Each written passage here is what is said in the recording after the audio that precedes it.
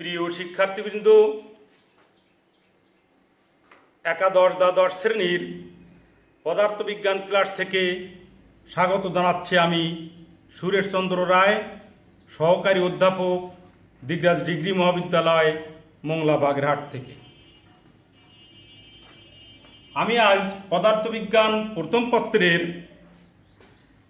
চতুর্থ অধ্যায়ে নিউটনিয়ান বলবিদ্যা এই অধ্যায় শুরু করব। তোমরা ক্লাসটা মনোযোগ দিয়ে ফলো করবে। আমাদের এই নিউটনিয়ান বলবিদ্যা অধ্যায়ের প্রথম আলোচ্য সূচিতে আছে বলের সংজ্ঞামূলক ধারণা। বলের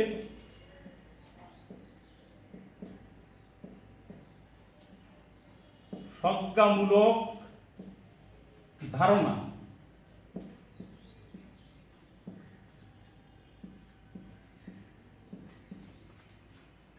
বলের সংজ্ঞামূলক ধারণা।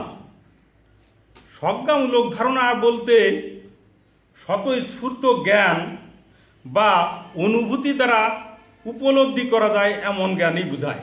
স্বতঃস্ফূর্ত জ্ঞান বা অনুভূতি দ্বারা উপলব্ধি করা যাবে, এটাকে আমরা বলি সংজ্ঞামূলক। তা এভাবে আমরা বলটা কী জিনিস সেটা নিয়ে আলোচনা করব। আমরা জানি কোনো বস্তু যে অবস্থায় আছে সেই অবস্থায় থাকতে চায়। যদি কোনো স্থির বস্তু কোথাও থাকে সেই স্থির থাকতে চায়, কোনো গতিশীল বস্তু যদি গতিশীল থাকে সে তার মতো সবসময় গতিশীল থাকতে চায়। এই যে কোনো বস্তু তার নিজস্ব অবস্থা বজায় রাখার যে প্রবণতা, এটাকে আমরা বলি জড়তা। তাই প্রত্যেক বস্তুর ভিতরে জড়তা আছে। এখন এই যে তার স্থির বস্তু স্থির থাকতে চাওয়া এবং গতিশীল বস্তু গতিশীল থাকতে চাওয়া, এই অবস্থার যদি কোনো পরিবর্তন ঘটাতে হয় তাহলে তার উপর কিছু একটা প্রয়োগ করা লাগে। তা না হলে তারা কখনো তাদের স্থির অবস্থা বা গতিশীল অবস্থার পরিবর্তন ঘটাবে না। এই যে কিছু একটা প্রয়োগ করতে হবে, এটাকেই আমরা বলি বল। তাহলে আমরা পেয়ে গেলাম বল। এই বলের সংজ্ঞাটা তাহলে আমরা সেখান থেকে বলতে পারি, যা স্থির বস্তুর উপর ক্রিয়া করে তাকে গতিশীল করে বা করতে চায়, অথবা গতিশীল বস্তুর উপর ক্রিয়া করে তার গতির পরিবর্তন করে বা করতে চায়, তাকে আমরা বলি বল। এখন এখানে একটা কথা আছে, করতে পারে বা করতে চায়। যেমন একটা বস্তু আছে স্থির একটা বস্তু, মনে করো আমাদের এই বোর্ডটা, এই বোর্ডটাকে বল প্রয়োগ করলে কিন্তু এদিকে সরে, এদিকে সেদিকে সরে। এখন আমি যে এই যে বলটা প্রয়োগ করে সরালাম, এর উপরে যদি আমি বল প্রয়োগ না করি তাহলে স্থির বস্তু স্থির থাকবে। এবং একে বল প্রয়োগ করলে, অর্থাৎ আমাদের সংজ্ঞায় বলা হয়েছে যা স্থির বস্তুর উপর ক্রিয়া করে তাকে গতিশীল করে বা করতে চায়। ওই যে বল প্রয়োগ করলাম গতিশীল হলো, কিংবা করতে চায় মানে কি, যদি আমার এই বলটা খুব কম হতো, মনে করে একটা পিঁপড়া একে বল প্রয়োগ করে সামনের দিকে নিয়ে যাবে বা ও প্রান্ত থেকে টেনে নিয়ে যাবে, তাকে পারতো না, কিন্তু সেটাও তো বল। আর আমি যেটা প্রয়োগ করে সরালাম সেটাও বল। তাহলে ওর বলে স্থানের পরিবর্তন করতে চেয়েছে কিন্তু পারিনি, অবস্থার পরিবর্তন করতে চেয়েছে, আর আমি চেয়েছি পেরেছি। তাহলে তারটাও বল, আমারটাও বল। তাই বলা হচ্ছে যে স্থির বস্তুর উপর ক্রিয়া করে তার গতির পরিবর্তন, তাকে গতিশীল করে বা করতে চায়। আবার গতিশীল বস্তুর উপর প্রয়োগ করে তার গতির পরিবর্তন করে বা করতে চায়। মনে করো এই ডাস্টারটা এখানে গতিশীল আছে, একভাবে গতিশীল আছে, তার উপর যদি আমি এখানে একটা বল প্রয়োগ করি সে তো সরে উপর দিক চলে গেল। কিন্তু যদি একটা পিঁপড়া এসে বল প্রয়োগ করে উপর দিকে নিতে চায়, তাকে পারবে না, অর্থাৎ তার বলের দ্বারা সম্ভব না। আমি যদি এই ওয়ালটাকে ধাক্কা দিয়ে সরানোর চেষ্টা করি তাহলে কিন্তু আমি এই ওয়ালটাকে সরাতে পারবো না। অর্থাৎ আমি বল প্রয়োগ করেছি, সরানোর চেষ্টা করেছি, কিন্তু সেটা সরেনি। তাই বলা হচ্ছে পরিবর্তন করে বা করতে চায়। অতএব আমরা বলের সংজ্ঞা পেয়ে গেলাম, যা স্থির বস্তুর উপর ক্রিয়া করে তাকে গতিশীল করে বা করতে চায়, বা কোনো গতিশীল বস্তুর উপর ক্রিয়া করে তার গতির পরিবর্তন করে বা করতে চায়, তাকে আমরা বলি বল। এবার এর পরের টপিকস আছে নিউটনের গতিসূত্র।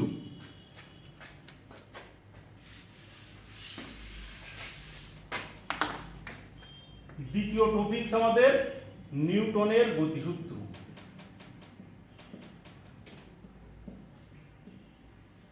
নিউটনের গতিসূত্র।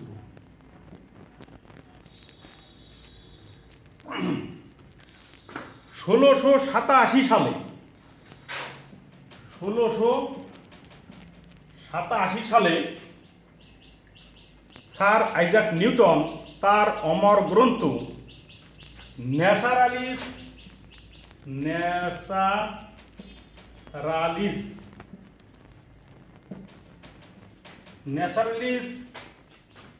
ফিলোসোফিয়া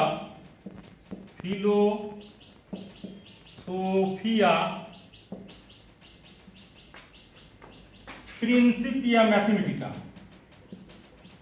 1627 সালে স্যার আইজাক নিউটন তার একটা অমর গ্রন্থ ন্যাচারালিস ফিলোসোফিয়া প্রিন্সিপিয়া ম্যাথমেটিকা, এই গ্রন্থে বস্তুর ভর, গতি ও বলের মধ্যে সম্পর্ক নিয়ে 3টি সূত্র প্রকাশ করে গেছেন। সেই 3টে সূত্রই নিউটনের গতিসূত্র নামে পরিচিত। আমরা সেই নিউটনের গতিসূত্রগুলো আলোচনা করব। এখানে প্রথম সূত্র, 1 নম্বরের প্রথম সূত্র,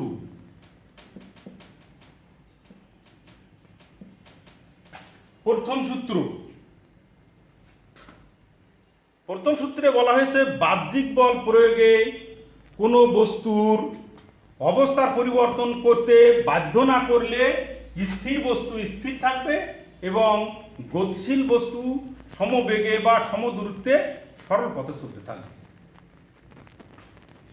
এইটা হলো আমাদের প্রথম সূত্র।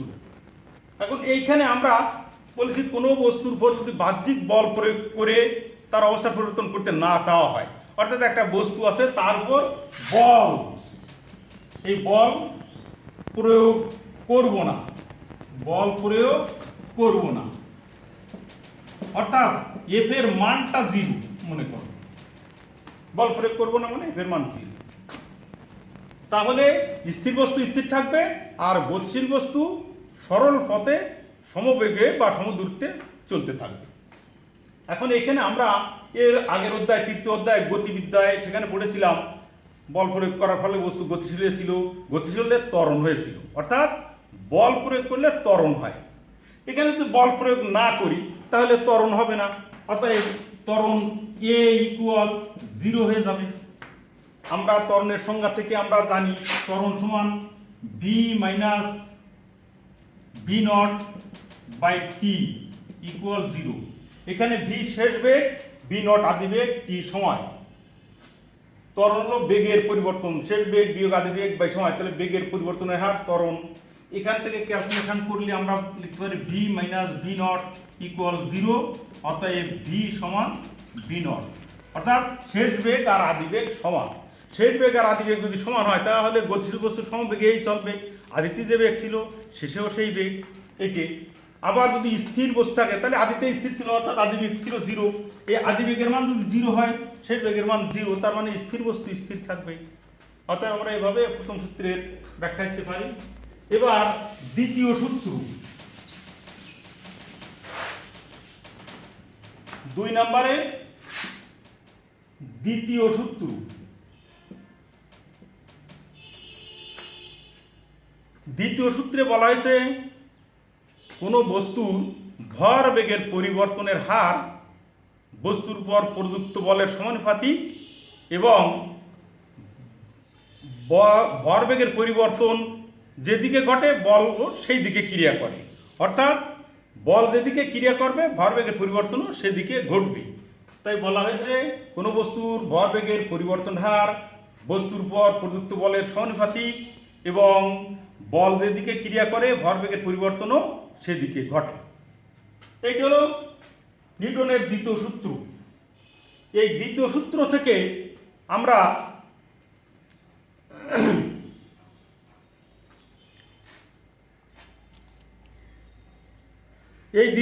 থেকে আমরা বলের অভিমুখ, পরিমাণ, গুণগত বৈশিষ্ট্য, ত্বরণের সঙ্গে বলের সম্পর্ক এবং বলের গুণগত ধারণা, বলের একক বা একক বলের সংজ্ঞা ইত্যাদি আমরা এই নিউটনের গতির দ্বিতীয় সূত্র থেকে জানতে পারি। আমরা আজ বলের সাথে ত্বরণের সম্পর্ক এটা এই দ্বিতীয় সূত্রের সাহায্যে প্রতিপাদন করব। অর্থাৎ এফ সমান এম এ, এফ বল, এ হলো ত্বরণ, এম হলো বস্তুর ভর। এই এফ ইকুয়াল এম এ এই সমীকরণটার প্রতিপাদন করব। এটা হলো বলের সাথে ত্বরণের সম্পর্ক। এটা এই দ্বিতীয় সূত্রের সাহায্যে ব্যাখ্যা করা যাবে। আমরা এখন এই সূত্রটা প্রতিপাদন করব। তাহলে আমরা মনে করি একটি বস্তুর ভর এম এবং বস্তুটা বেগ ভি,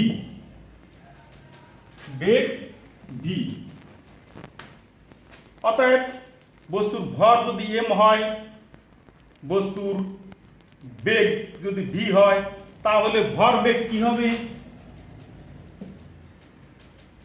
ভর বেগ সমান এম ভি। আমরা জানি ভর এবং বেগের গুণফলকে বলা হয় ভরবেগ। ভর এবং বেগের গুণফলকে ভরবেগ বলা হয়, ইংলিশে বলা হয় মোমেন্টাম। এখন এটাকে আমরা পি দ্বারা সূচিত করি, তাই আমরা এখানে ভরবেগ পি সমান এম ভি। আমাদের ভরটা স্কেলার রাশি, বেগটা ভেক্টর রাশি। ভর আর বেগ গুণ করলে, স্কেলার রাশি ভেক্টর রাশি গুণ করলে তো ভেক্টর রাশি হয়, অর্থাৎ ভর বেগ একটা ভেক্টর রাশি। তাই আমরা এটাকে তীর চিহ্ন দিয়ে প্রকাশ করব, ভর বেগ পি সমান এম বি ভেক্টর রাশি। এখন এই বস্তুটার উপর যদি বল প্রয়োগ করা হয়, এম ভরে বস্তু ভি বেগ গতিশীল, তার উপর যদি বল প্রয়োগ করা হয়, তাহলে তার বেগের পরিবর্তন ঘটবে। দ্যাট মিনস ভরবেগের পরিবর্তন ঘটবে। তাহলে ভরবেগের পরিবর্তন ঘটলে কি হবে? ভরবেগের যদি এটা টি সময় ধরে ক্রিয়াশীল থাকে, তাহলে ভরবেগের পরিবর্তনের হার কি হবে? আমরা গতিবিদ্যা থেকে শিখেছি ভরবেগের পরিবর্তনের হার, বস্তুর বেগের পরিবর্তন হার, ভরবেগের পরিবর্তন হার সবকিছু আমরা ব্যাকরণের সাহায্যে প্রকাশ করতে পারি। অর্থাৎ সময়ের সাপেক্ষে পরিবর্তনের হার, তাকে আমরা ডিডিটি দিয়ে প্রকাশ করি। এটাকে সময়ের সাপেক্ষে পরিবর্তনের হার, যেটা ব্যাকরণ অপারেটর ডি বাই ডিটি দিয়ে বা ডিডিটি দিয়ে প্রকাশ করি। তাহলে আমাদের ভরবেগের পরিবর্তন যেটা, তাহলে ডিডিটি অফ পি, এটাকে আমরা ভরবেগের পরিবর্তন বলতে পারি।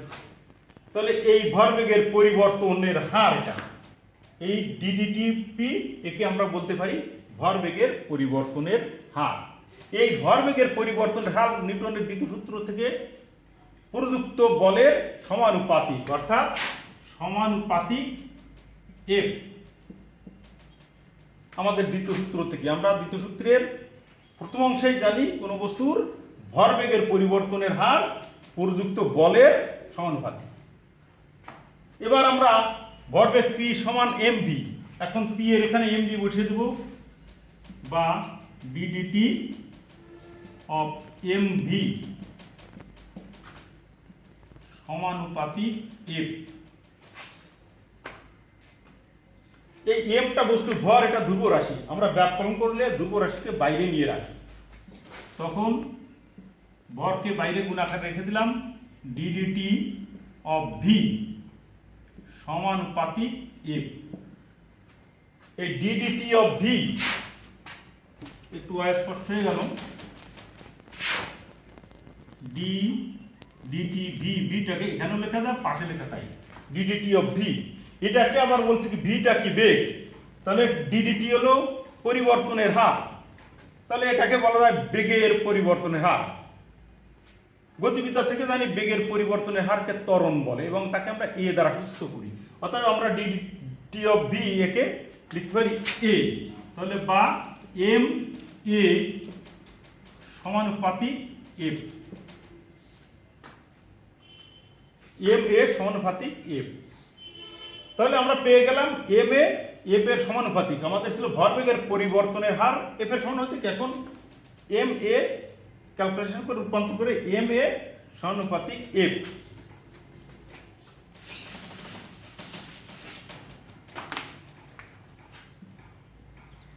এখন এটাকে যদি এই সমানুপাতিক চিহ্ন উঠাই তাহলে আমরা বা একটা কনস্ট্যান্ট রাশি এনে আমরা সচরাচর কনস্ট্যান্ট রাশি কে দ্বারা প্রকাশ করি, এম এ সমান কে এফ।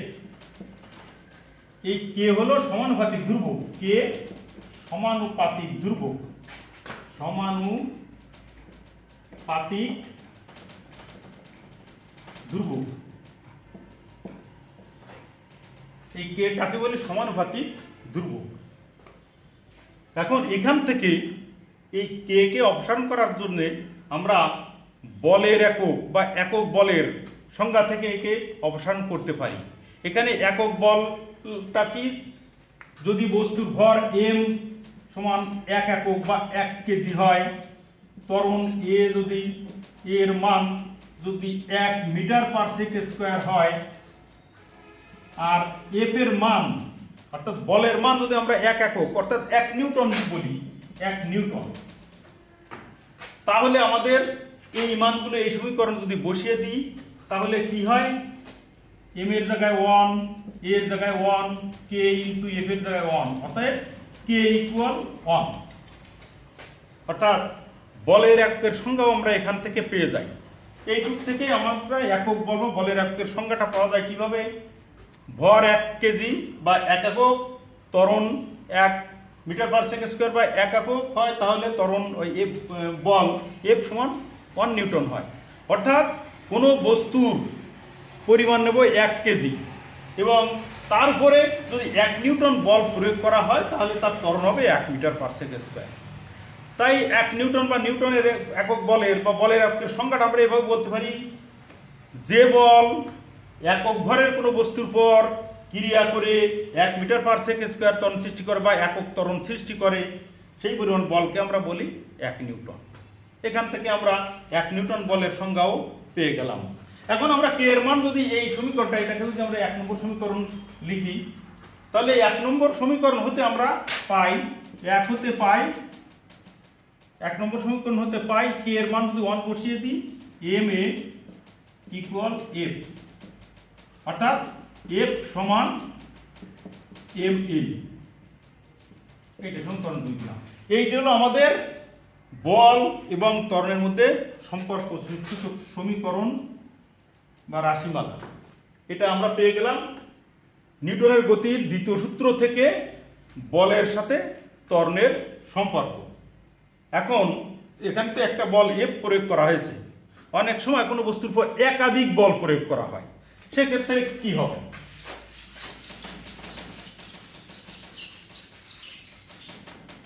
একটা বল প্রয়োগ না করে যদি একাধিক বল প্রয়োগ করা হয়, অর্থাৎ বলের পরিমাণ যদি F1, F2, F3 ইত্যাদি হয়, তাহলে ওই বস্তুর উপর নিট বল কত হবে। নিট বল আমরা জানি সমস্ত বলগুলোর সমষ্টি, অর্থাৎ নিট বলকে আমরা সামেশন অফ এফ দ্বারা প্রকাশ করি। সামেশন অফ এফ সমান F1 plus F2 plus F3 plus এগুলো ভেক্টর রাশি,